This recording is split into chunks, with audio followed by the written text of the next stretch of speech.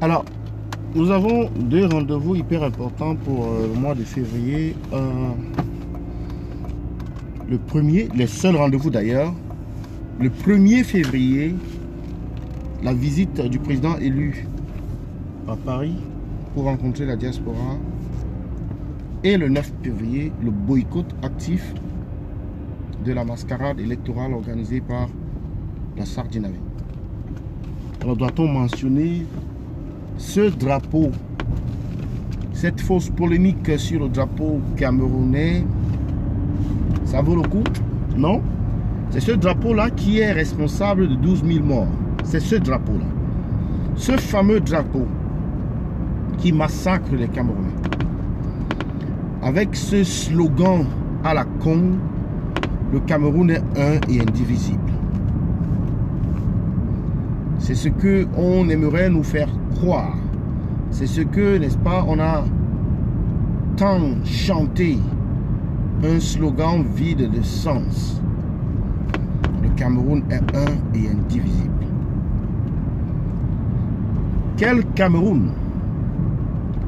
Lorsqu'on prend des armes pour combattre son propre peuple, est-ce cela le Cameroun?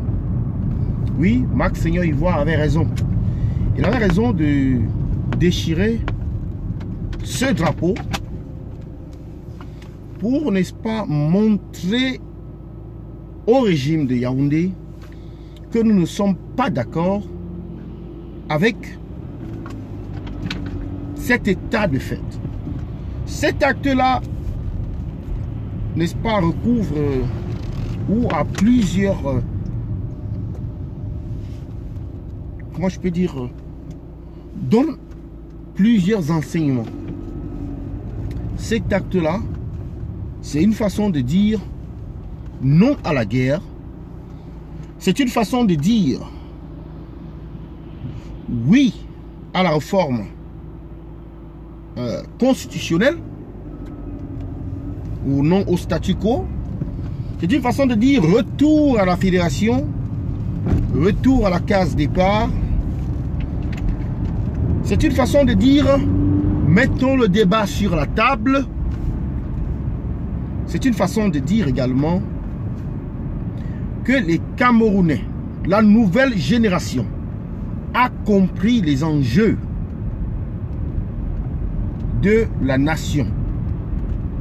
Les véritables enjeux. Et ils sont plus que jamais déterminés à y participer ou contribuer. Alors, aujourd'hui, on s'attaque à l'acte de... on s'attaque à l'acte de Max Seigneur Ivoire. Comme pour dire, ce drapeau a plus de valeur que la vie. Est-ce que ce drapeau, c'est la question, est-ce que ce drapeau a plus de valeur que la vie d'un Camerounais qui meurt? Ou la vie d'un Camerounais qu'on perd? Est-ce que ce drapeau a plus de valeur que le soldat qui a été tué hier? Est-ce que ce drapeau a plus de valeur que le civil qui a été abattu hier? Ou qui est en train d'être abattu aujourd'hui? Au nom de ce faux drapeau. La réponse, bien évidemment, pour ceux qui ont un peu de bon sens qui leur reste, c'est dire non, ce drapeau-là n'a pas plus de valeur que une vie humaine. Ce drapeau-là n'a pas plus de valeur que la vie d'un Camerounais. Alors, qu'on nous fout le camp avec ce débat à la con.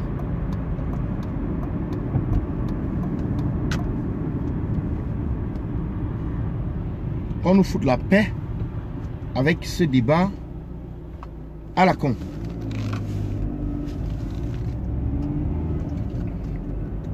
Cher Sardina, trouvez un autre débat. Et oui, dépassés par les événements, les Sardinas, ils ont trouvé un autre débat. C'est celui de s'attaquer à Wilfried Ekanga. Ah, mais Wilfried Ekanga a-t-il déjà insulté quelqu'un de sa vie? Oui, vraiment. Wilfried Ekanga a-t-il déjà insulté même un sardinard de sa vie. S'il vous plaît, mettez la référence en commentaire. Si Wilfried Ekanga a déjà insulté une personne de sa vie, ça c'est d'un. De deux, si Wilfried Ekanga a déjà insulté un sardinard, pour que les sardinards le considèrent comme un homme à battre. C'est pour ses idées qu'il est considéré comme un homme à abattre. Mais les sardinards champions de la fuite en avant, champions, n'est-ce pas, de manque de neurones qui peuvent leur servir lorsqu'ils sont dans un débat, prennent plutôt des raccourcis pour insulter, diffamer,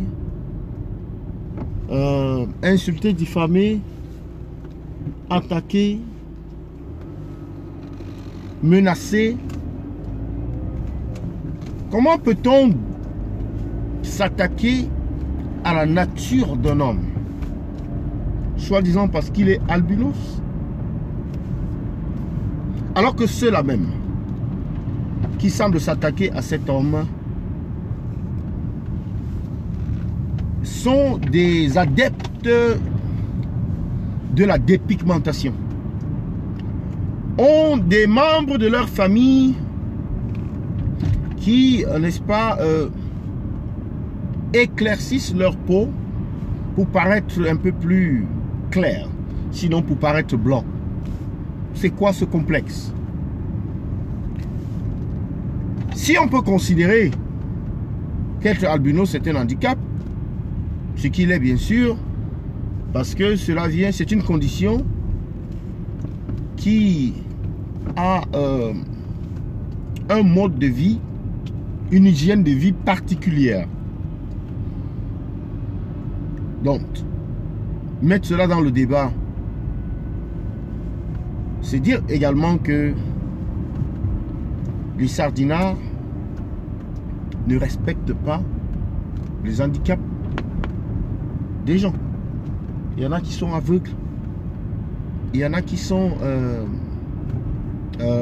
sourds, il y en a qui sont infirmes, handicap physique, il y en a qui sont épileptiques, il y en a qui sont, je sais pas trop quoi, qui ont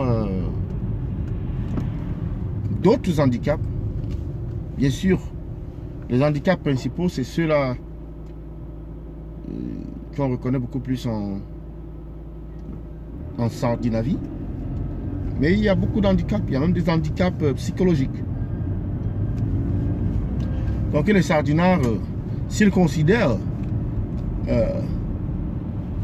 la condition de Wilfried Ekanga comme un handicap et qui se mettent à insulter cet handicap, c'est quand même ridicule. C'est ridicule, tout du moins ridicule. Parce que l'homme ne vous a rien fait, il ne vous a jamais insulté. Vous vous attaquez à sa personne au lieu de débattre avec lui. Le débat vous a dépassé. Vous vous attaquez à sa condition. C'est quoi le projet? On a envie de se poser la question, c'est quoi le projet? Mais bon, Wilfried Ekanga ne va pas vous répondre. Mais les talibans vont vous répondre. Les combattants pour la justice et, n'est-ce pas, les combattants pour la liberté vont vous répondre. Et déjà, celui-là même qui a initié cette polémique, qui a initié ces attaques, a fermé son compte Facebook. Parce que, n'est-ce pas, le nombre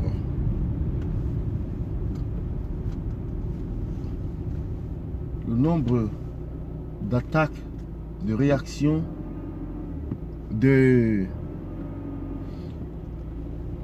d'injures qu'il a subies l'ont poussé, n'est-ce pas, à fermer son compte. Est-ce que c'est bête? C'est un homme en tenue. Ce sont des hommes en tenue. Comprenez donc pourquoi on dit tout le temps d'éviter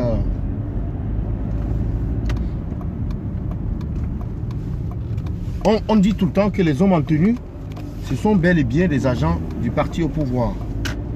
Parce que voilà ce que les hommes en tenue se permettent de faire.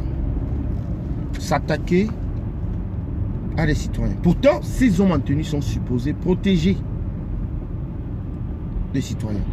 Il y en a un autre qui a fait, ils sont nombreux, qui ont fait des publications à ce sujet-là. Excusez-moi, en essayant d'attaquer ou d'insulter Wilfried Ekanga. C'est bête, c'est stupide, c'est bas. C'est bas. Et ça n'honore pas les hommes en tenue qui ont pour rôle de protéger, qui ont pour rôle, n'est-ce pas, de secourir, qui ont pour rôle de respecter les hommes et la vie humaine.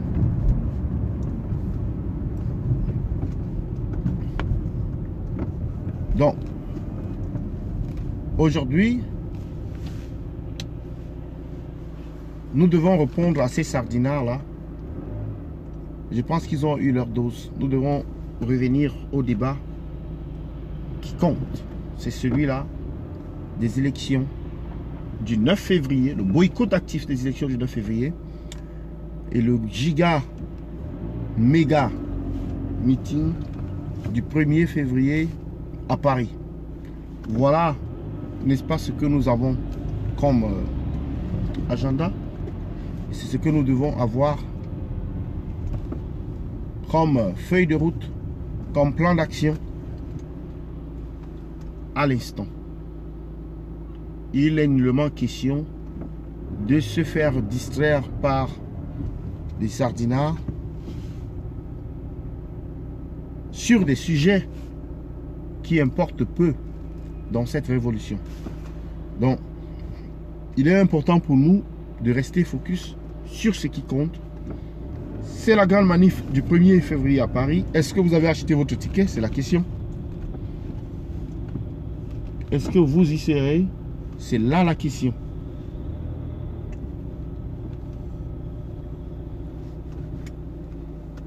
Le boycott actif des élections du 9, nous devons également amplifier le message, faire passer et repasser le message sur ces élections-là, car c'est très très important. C'est très très important, n'est-ce pas, de marteler ce message. Même ceux qui y participent, qui ont encore un bout de cervelle, même contre gré, on ne sait pas trop ce que le contre-coup est, c'est pas ce que le SCF a reçu pour tenir un langage contraire à leur comportement. Mais bon, les Camerounais doivent boycotter ces élections.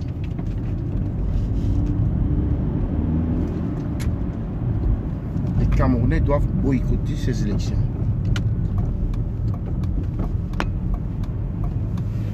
Le boycott actif aura bel et bien lieu.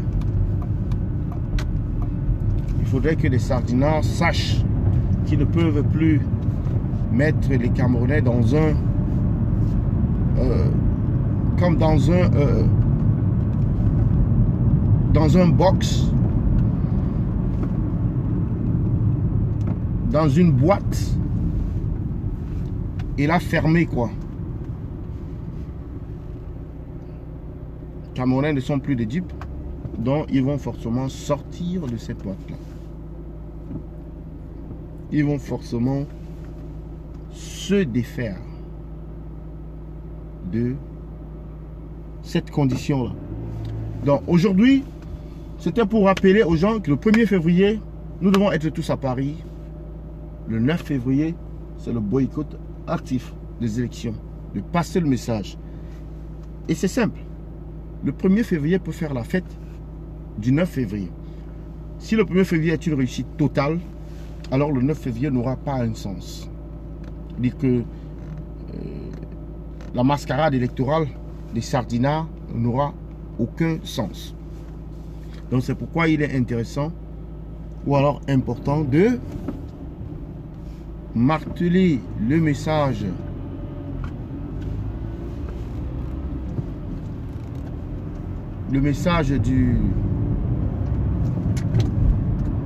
du 9, du boycott des élections. On doit absolument boycotter ces élections. Les Camerounais ont besoin de paix. Et ces élections ne ramèneront pas la paix. Ces élections servent d'épouvantail pour faire croire à la communauté internationale que le Cameroun se porte bien et que tout va pour le mieux dans ce pays. Or, c'est faux. Le Cameroun ne se porte pas bien et tout ne va pas pour le mieux au Cameroun. Bon, je vais vous quitter. C'était le Banin de Yingui. Il est temps d'aller au boulot, d'aller travailler. Rendez-vous à la prochaine édition. C'est le Banin de Yingui. Bonne journée à vous. La patrie ou la mort, nous vaincrons. C'est jusqu'à la guerre. Vive la basse, vive la révolution.